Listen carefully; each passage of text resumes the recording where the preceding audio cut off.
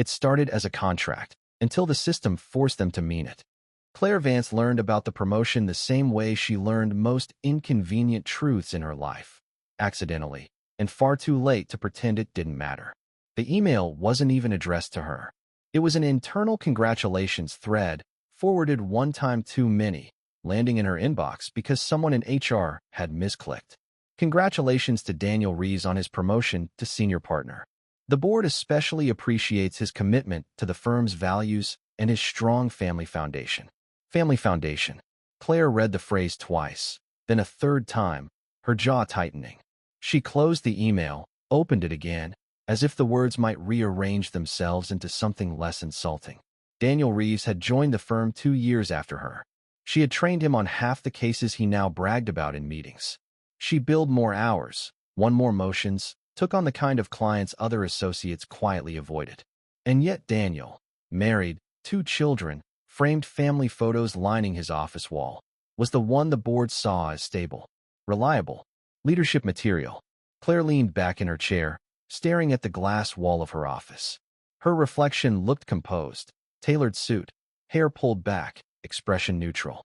That was the version of herself the firm respected. What they didn't see, or didn't want to, was the cost of maintaining that composure in a system quietly designed to reward a life she had never chosen. She exhaled slowly and stood, grabbing a folder from her desk. The day wasn't going to stop just because she was angry. The construction site smelled of dust, metal, and overheated machinery. Claire had come down to review a compliance issue tied to one of the firm's real estate clients, an office redevelopment project downtown. She wasn't supposed to stay long. Just a quick legal walkthrough, a signature, and back to the office. That was when she heard raised voices. "This is ridiculous. You can't just terminate my contract like this." The voice was male, accented, tight with controlled frustration. Claire slowed her steps, instinctively alert. Legal instincts were hard to turn off.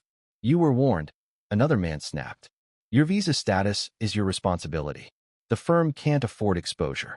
Claire rounded the corner and saw them, a site manager she vaguely recognized, and a man she had seen around the project before, Lucas.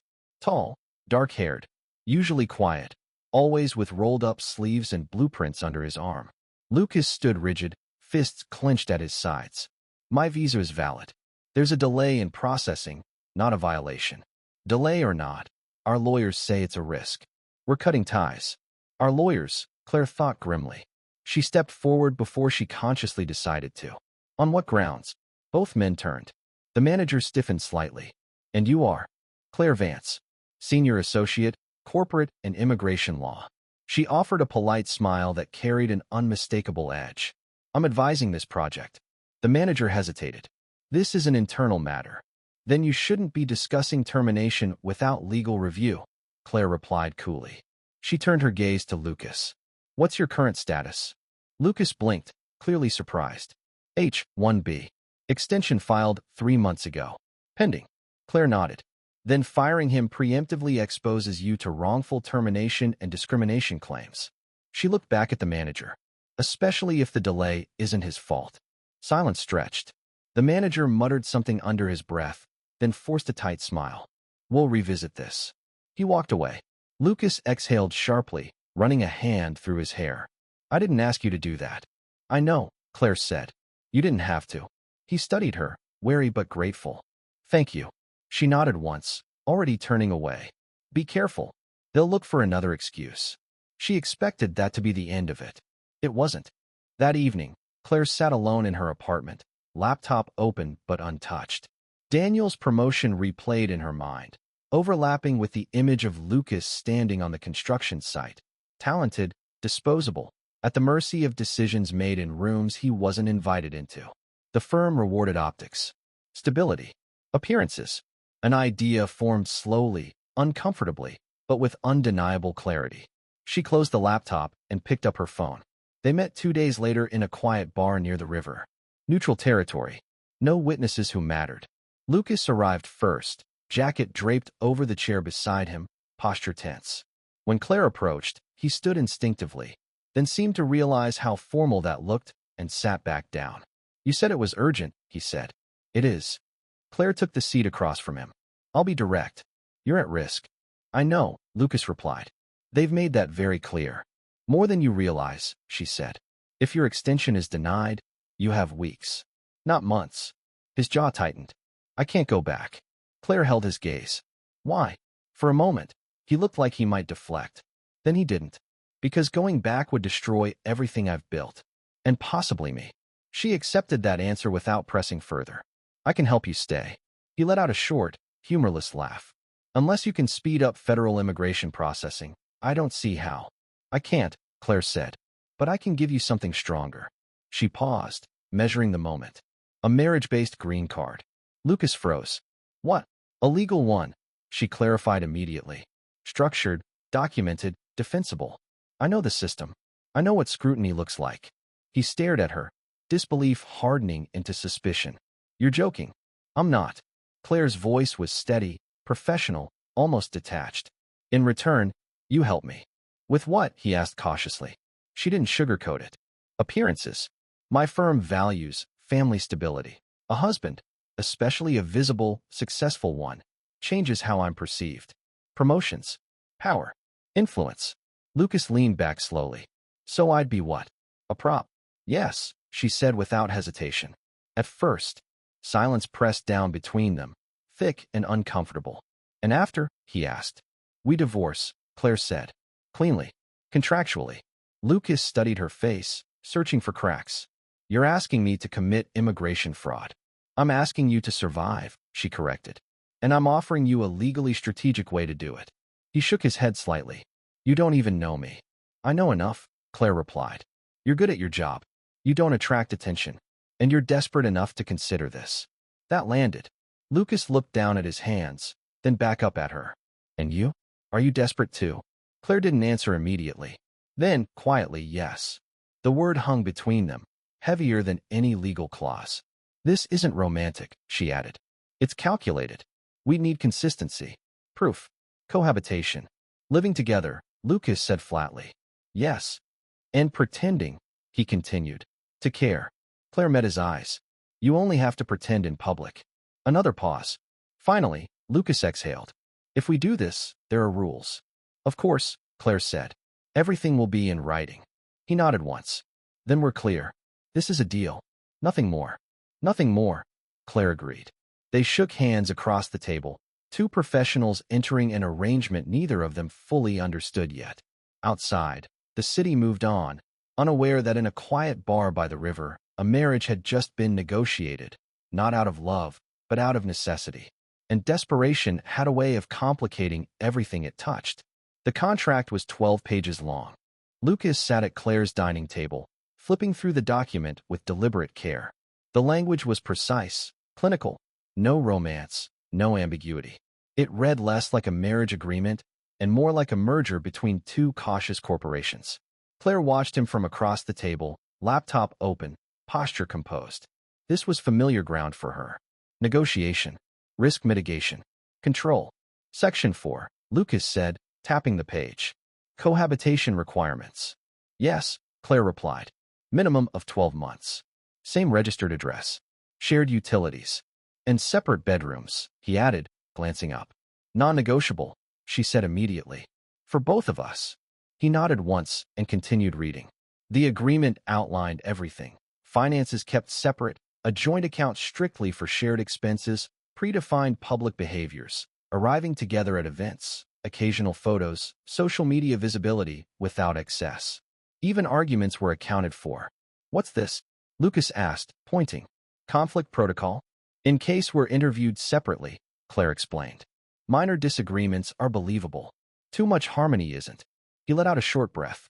You've thought of everything. I've seen what happens when people don't, she said. Lucas leaned back, eyes scanning the apartment. It was clean, modern, impersonal, clearly designed for one person. You live here alone? Yes. And you're okay with me moving in? I'm not okay with it, Claire corrected. I'm prepared for it. That distinction mattered. They married 3 weeks later at a small courthouse ceremony. No guests, no family, just a witness provided by the clerk and a photographer Claire had hired to document key moments. Rings were exchanged, simple bands chosen for practicality, not sentiment.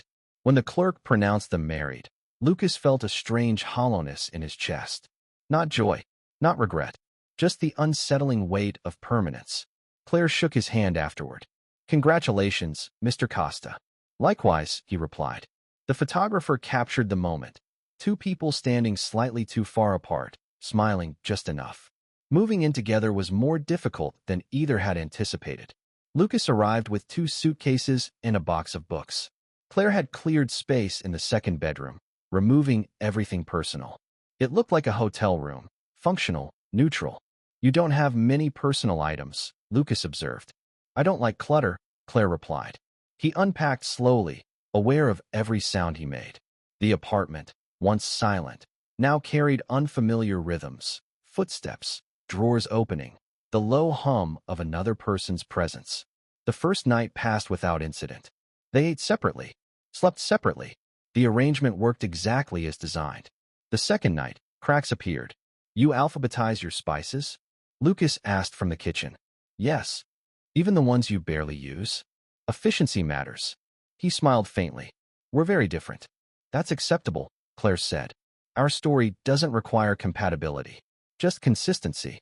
He studied her for a moment. "Immigration interviews aren't just about facts. They read dynamics." "I'm aware." "Then we'll need to look like people who actually live together," he said. "Not co-workers sharing an office." Claire considered that. "What do you suggest?" "Shared routines," Lucas replied. "Occasional meals. Arguments over trivial things." She hesitated. "That risks blurring boundaries." "It risks scrutiny if we don't," he countered. After a pause, she nodded. "Fine. Dinner. 3 nights a week." "4," he said. "3." They settled on 3. Building their shared history became a project of its own. They sat at the table one evening, notebooks open, constructing the narrative. "How did we meet?" Lucas asked. "Professional settings raise suspicion," Claire said. "Power imbalance." "So not client-lawyer." "Correct." "What about mutual friends?" "Who?" she asked. He thought for a moment. "Your colleague? The one who hosted that charity thing you mentioned." "Emily," Claire said. "Yes, that works." They refined details carefully. First impressions, early disagreements, the moment they realized they wanted the same future. They memorized dates, locations, even small arguments that could be recalled naturally. "Why did you fall for me?" Lucas asked, reading from his notes. Claire looked up. "Because you were grounded. Different from people in my world." He raised an eyebrow. "That's almost flattering."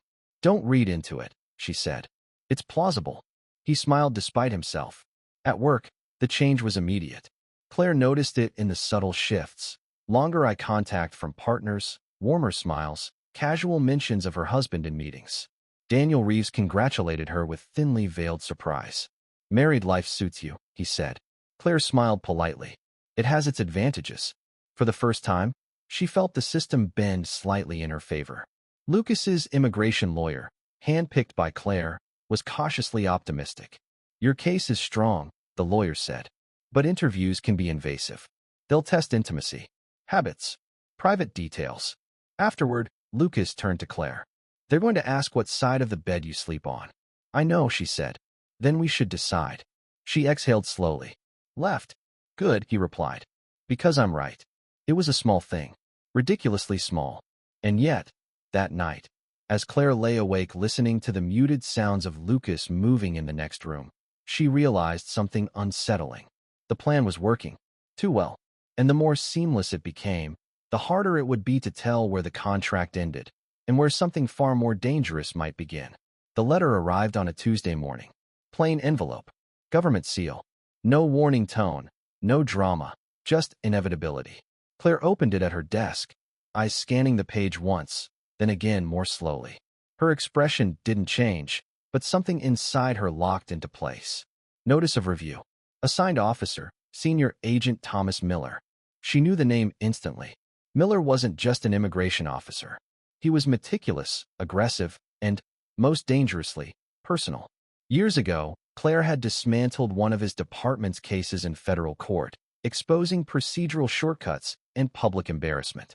She remembered his face from the courtroom, still, pale, eyes that never left her. Lucas noticed the shift that evening. "You've been quiet," he said as she poured wine, something she rarely did on weekdays. "We've been assigned an officer," Claire replied. Is that bad? She met his gaze. It's worse than random. She told him everything, without dramatization, without comfort. Just facts. Lucas listened, jaw tightening slightly. So this isn't just paperwork anymore. No, Claire said. It's scrutiny. They met Agent Miller for the first time 2 days later. The immigration office was sterile, fluorescent lit, designed to strip warmth from human interaction. Miller stood when they entered, not out of courtesy, but assessment. He was tall, lean, early 50s, hair already gray at the temples. His suit was conservative, immaculate. His handshake firm, cold. Ms. Vance, he said to Claire, holding her hand a fraction too long. Mr. Whitmore. His eyes lingered on Lucas, not curious, not hostile. Calculating. Please, Miller said, gesturing to the chairs. Sit.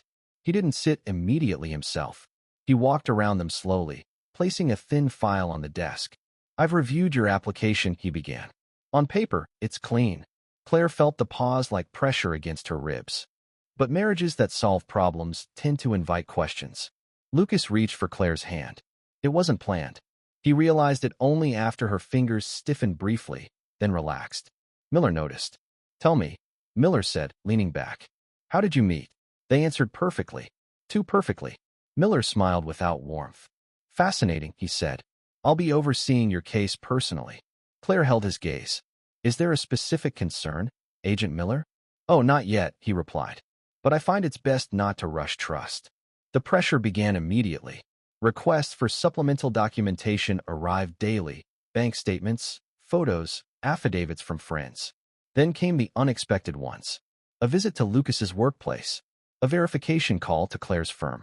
A request for separate preliminary interviews. He's isolating variables, Claire said that night, pacing the living room. He wants inconsistency. Lucas leaned against the counter. Then we don't give him any. She stopped pacing. He's not looking for lies. He's looking for hesitation. Then we don't hesitate, Lucas said calmly. She studied him. You're taking this well. I don't have the luxury not to. The separate interviews were scheduled for the same day. Lucas went first. Miller's questions were quiet, almost conversational. What time does your wife wake up?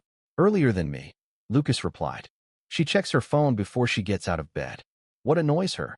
People who waste time pretending they don't know what they want. Miller made a note. And what do you fight about? Lucas paused, just long enough to feel real. Space. Miller looked up. Explain. She needs control. I need room to breathe. That answer lingered in the air. Claire's interview was different. Miller didn't bother with small talk. You're very good at preparation, he said. That's why this interests me. This, she asked. Your marriage, he replied. It solves two problems. Your career trajectory and his residency status. Claire's voice remained steady. That doesn't make it fraudulent. No, Miller agreed. It makes it efficient. He leaned forward. Efficiency often hides motive. Claire didn't flinch. You don't have evidence. Not yet, he said softly. The first unannounced visit came at 4 a.m. The knock was sharp, authoritative. Claire opened the door in a robe, hair loose, irritation carefully masked. Miller stood in the hallway, badge visible. Good morning, he said. Apologies for the hour. Lucas appeared behind her, shirtless, eyes heavy with sleep.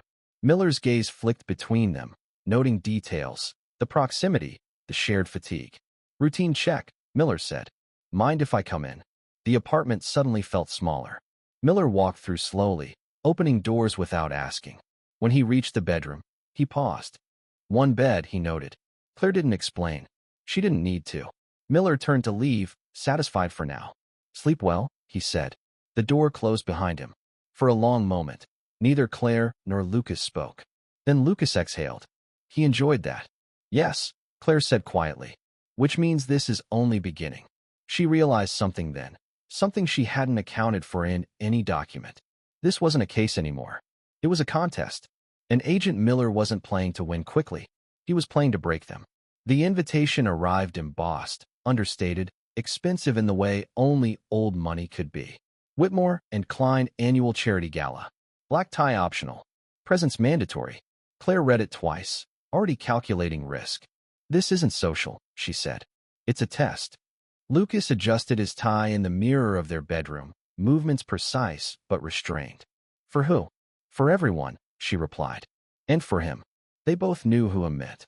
The venue was a restored Art Deco hall downtown. Glass chandeliers, white marble floors, low music designed to suggest generosity without joy. Claire had been here dozens of times before, always alone, always controlled. This time, she walked in with Lucas's hand resting lightly at the small of her back. Not possessive, not distant. Exactly right. Conversations paused, only for a fraction of a second, but she felt it. Colleagues recalibrated. Partners assessed. Wives smiled with professional curiosity. "Ms. Vance," said Richard Whitmore, senior partner and architect of half the firm's internal politics. He embraced her, then turned to Lucas. "And you must be the husband." Lucas smiled. "Guilty." Whitmore laughed, approving. Good to finally meet the man who pulled her out of the office. Claire caught the implication and let it pass. This wasn't the moment to correct anyone. Then she saw Agent Miller. He stood near the bar, untouched drink in hand, watching the room like a chessboard. His gaze met hers almost immediately. He nodded. Not polite, not friendly. Acknowledgement. They played their roles with precision. Lucas listened when Claire spoke, asked questions that allowed her to expand, touched her wrist once during a story, just enough to register intimacy without performance. Claire mirrored him instinctively, angling her body toward his, finishing his sentences without overdoing it. Too perfect would be fatal. Halfway through the evening, Whitmore raised a glass for a short speech. Applause followed, polite and measured. As the room settled, Miller drifted closer. "You clean up well," he said to Lucas. "Occupational hazard," Lucas replied evenly. Miller turned to Claire. "You seem relaxed tonight." She smiled. "It's a charity event." "Is it?" Miller asked. "Or is it an audition?" Before she could respond, he was gone, already speaking to one of the firm's junior partners. Lucas leaned closer. "He's circling." "Yes," Claire said, "which means we don't react." Later, on the terrace overlooking the city, the air cooler, less performative, they found a moment alone. "You okay?" Lucas asked quietly. "I've argued in front of judges who wanted me disbarred," she replied. "This is manageable." "That's not what I meant." She looked at him then, not as a legal problem, not as a variable, but as a man standing slightly too close because the night had shifted something. "This isn't supposed to feel like this," she said. He didn't pretend not to understand.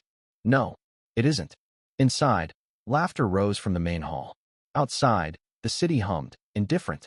When they went back in, Miller was waiting. "Mr. and Mrs. Whitmore," he said, almost warmly. "Would you indulge me?" He gestured toward the dance floor, where a slow song had just begun. Claire's instinct screamed refusal. Lucas didn't hesitate. Of course. The floor wasn't crowded. That made it worse. Lucas placed his hand at her waist. Claire rested hers on his shoulder. They moved carefully at first, bodies aligned, but cautious. Miller watched from the edge, eyes sharp. "You're tense," Lucas murmured. "So are you." "Then breathe," he said.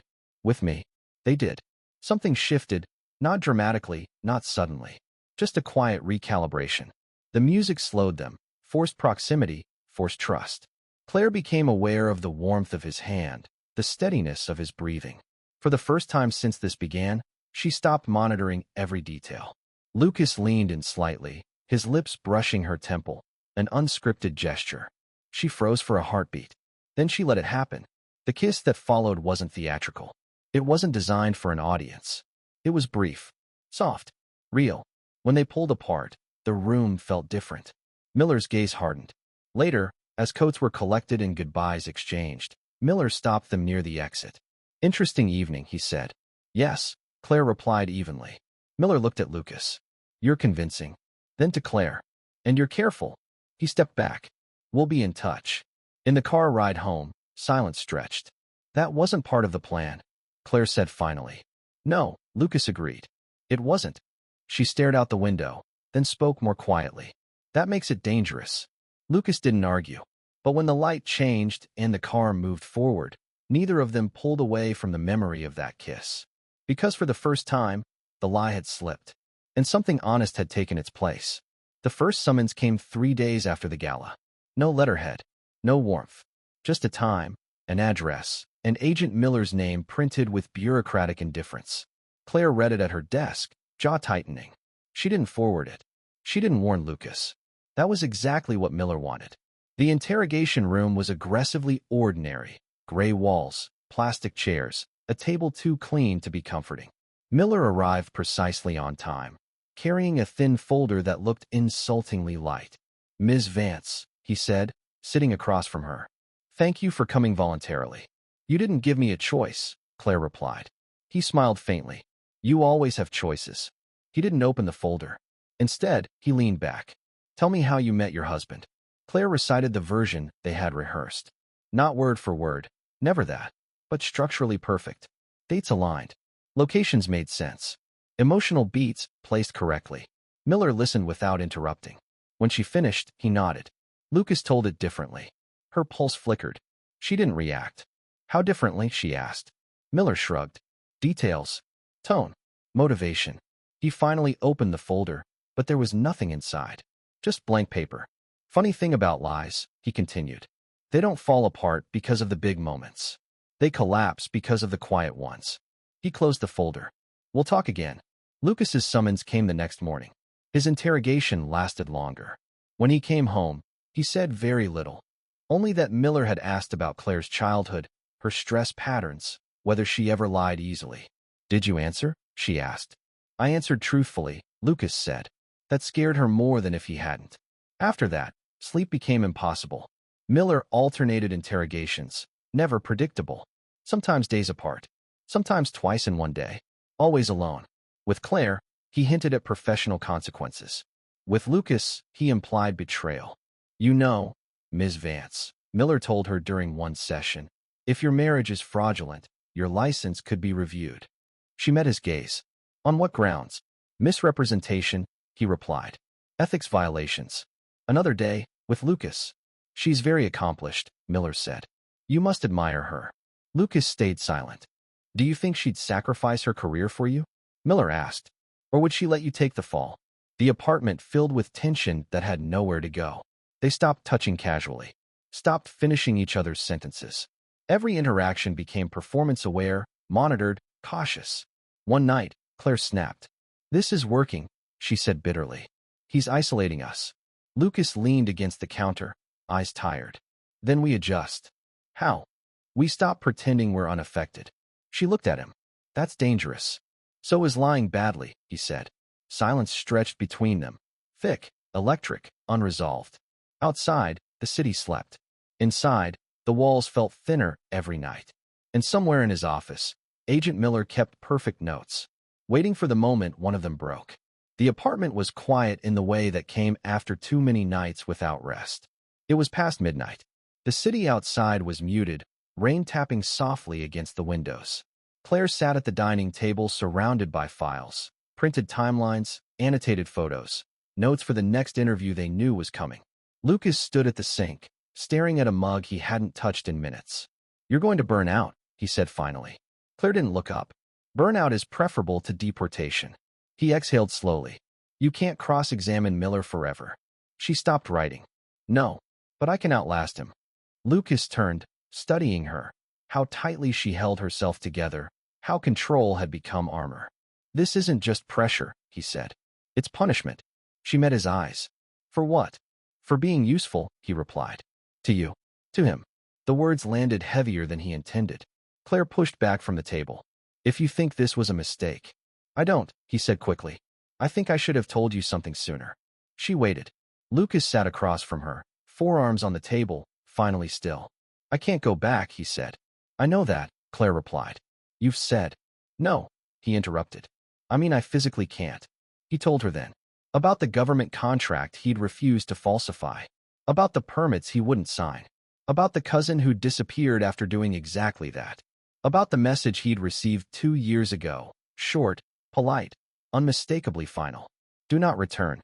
I left because architecture was supposed to be about building," Lucas said quietly. "Not erasing people." Claire listened without interrupting, something inside her recalibrating with every sentence. When he finished, the room felt smaller. "That's why you panic when Miller corners you," she said softly. "He doesn't just threaten paperwork." Lucas nodded. "He threatens a door I can't afford to open." She reached across the table without thinking, her fingers brushing his. He didn't pull away. "I used you," Claire said. The admission surprised even her. At first. I know. And now. He looked at her then. Not guarded, not careful. Honest. Now I'm terrified you'll decide I'm not worth it. The silence that followed wasn't hostile. It was raw. Claire stood slowly, crossed the room, and stopped in front of him. You're not an instrument, she said. And you're not a case. She rested her forehead against his. I don't know how to protect you without breaking myself, she whispered.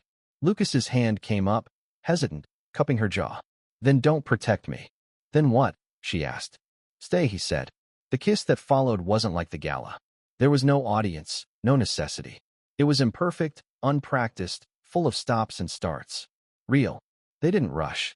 They didn't pretend it erased the danger. But when they finally moved toward the bedroom, it wasn't to complete a lie. It was because the truth had finally surfaced. Later, tangled in sheets, the rain had stopped. Claire stared at the ceiling, breathing him in. This changes things, she said.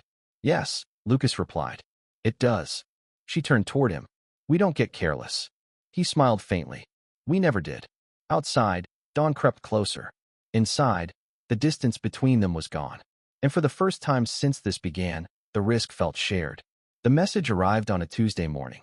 From Agent Miller. Subject, additional evidence. No attachment. No explanation. Just a meeting request for that afternoon. Claire felt it before she understood it. The shift, the tightening of the board. Miller didn't summon without leverage. He was already seated when she entered, a single folder placed precisely at the center of the table. You've been cooperative, he said. That deserves transparency. He slid the folder toward her. Inside, photographs. Lucas, unmistakably Lucas, standing outside a cafe in Barcelona. His arm around a woman with dark hair pulled into a loose knot. Another image, older but clearer, of them on a balcony, intimate in the way only long familiarity allowed. Claire's chest tightened. Who is she? Claire asked. Elena Kovacs, Miller replied. Former partner. Recent arrival in the U.S. Claire closed the folder carefully. And she claims their relationship never ended, Miller said. That they remained in contact. That your marriage was convenient. That's hearsay. Miller smiled thinly. She's willing to testify. Claire felt the weight then, not of jealousy, but of implication. You're presenting me with a choice, she said. Yes, Miller agreed. I prefer efficiency. He leaned forward. If you withdraw your legal representation and amend your statement, quietly, I can recommend leniency. Minimal consequences. You keep your license. And Lucas? Miller didn't answer. That was answer enough. Claire didn't go home right away. She walked for an hour, replaying every moment, every hesitation, every half-told truth. She hated herself for how quickly doubt found room to breathe. When she finally entered the apartment, Lucas was there, packing. Don't, she said sharply. He stopped. They contacted Elena, he said without turning. I knew they would. You didn't think to tell me she existed? Claire asked. I didn't think she mattered anymore. Claire laughed once, brittle. That's not how this works. He faced her then, eyes steady but wounded. I didn't lie to you about us. You lied by omission, she said. And Miller is using it to destroy us. Silence cracked between them. This isn't about love, Claire said. It's about trust under pressure. Lucas nodded slowly. Then I've already failed. He zipped the bag. If I'm not here, he continued, he loses leverage. Her chest tightened. You think leaving fixes this? I think staying might cost you everything. The words cut deeper than anger could. He left before she could stop him. The door closed with finality. Claire slid down against it, hands shaking, not because she believed Miller completely, but because doubt had found oxygen. And Miller knew it. Across the city, in a quiet office, Agent Miller made a note. Subject Vance exhibits internal fracture. Separation imminent. The trap had sprung, and the final interview was only days away. Outside, city lights blinked against the encroaching night. Inside, the apartment held two people who were no longer just playing a role. But Miller's shadow was never far. And trust, as fragile as it was, would be tested again, soon and brutally. The office was quiet, oppressive, and sterile. Fluorescent lights reflected harshly off the glass walls, amplifying every movement, every subtle shift in posture. Claire and Lucas walked in together, side by side, though neither touched the other. They didn't need to. The shared tension made the bond evident. At the far end of the room, Agent Miller sat behind a polished table, his folder open, papers perfectly stacked. His gaze swept over them like a scalpel. "Good morning," he said, voice smooth, measured. "I trust you've been preparing." Lucas nodded. Claire straightened her shoulders. They were professionals, even now. Miller began slowly, deliberately. "We have compiled evidence of discrepancies. Some minor, some more concerning." He tapped the folder. "And we have testimony." Claire's stomach tightened. She recognized the pattern immediately. Elena. The images. The whispers of doubt Miller had planted days ago. "Explain," Claire demanded, voice steady. "What discrepancies?" Miller didn't flinch. "Declarations about your personal relationship. Frequency of cohabitation. Social interactions. Minor fabrications can be corrected. Major ones may constitute fraud." Lucas's hand brushed hers briefly, just a touch, and she felt a flicker of calm. "You're aware of the consequences," Miller continued. "A misstep here could result in denial of residency and repercussions for you, Ms. Vance, professionally." Claire inhaled, steadying herself. She looked at Lucas, who met her gaze with unwavering trust. She made a choice. "Agent Miller," she said, voice clear, controlled. "I am here to be transparent. Lucas is my husband. Not because it is convenient," she paused, ensuring each word carried weight, "but because he is a man I care for. And because I cannot let your investigation weaponize fear against truth." Miller's eyes narrowed slightly, as though she had stepped closer than he allowed. "You understand the legal risk?" he asked. "I do," Claire said, "and I accept it." For a long moment, silence stretched. Then Miller leaned back, steepling his fingers. "Bold," he said softly. "Courageous. Or foolish." Lucas spoke for the first time. "He underestimates us because he sees a contract, not a life." Miller's lips twitched, almost a smile. "And yet the law sees both." Claire exhaled slowly. She had risked everything. Not strategy, not appearance, but honesty. The words had been terrifying to speak, but for the first time in weeks, she felt in control. Miller opened the folder, flipping pages quickly, examining photos, timelines, statements. He looked at Lucas. "Your previous relationship with Ms. Kovacs, ongoing contact?" Lucas swallowed. "Minimal. Resolved amicably. Nothing that compromises our case or truth here." Miller glanced at Claire. "And you vouch for him?" "I do," she said firmly. For several minutes, he said nothing. Then, closing the folder, he leaned back, eyes sharp. "I still don't believe a word of it," Miller said, closing the folder with a sharp snap. "But you've documented this lie so professionally that a judge will never let me touch you. Your paperwork is bulletproof, Ms. Vance. I'll recommend approval. Enjoy your victory while it lasts." Claire's chest felt like it could finally expand fully. Lucas let out a breath he had been holding. Miller stood. "I will be monitoring the final paperwork. But consider this, your personal commitment has now become part of the official record. Tread carefully." They left the office together. Silence between them was no longer heavy. It was charged with relief and recognition. Outside, the city pulsed, indifferent. But in that moment, Claire and Lucas had carved a space where truth, trust, and risk aligned. They had survived Miller's final test. And in doing so, they had survived themselves. The morning sun fell gently across the small kitchen of Claire's apartment. The city outside hummed with life, indifferent to the battles fought behind closed doors. Inside, it felt different, lighter, fragile, but real. Claire poured 2 cups of coffee, the steam rising like a small triumph. Lucas leaned against the counter, tired but unburdened. He didn't reach for her hand, yet the space between them wasn't empty. It was full of shared victories and fragile trust. "Did you sleep?" she asked, voice soft, almost tentative. "For the first time in weeks," he admitted.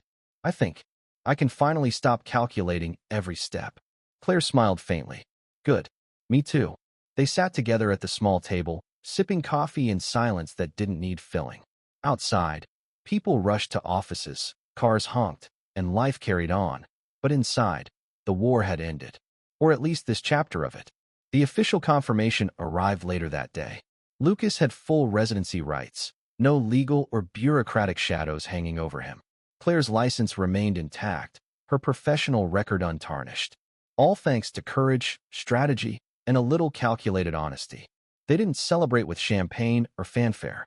Instead, they walked through the apartment, straightening books, folding laundry, preparing a small dinner. Ordinary tasks, but in the ordinariness, they found a rare peace.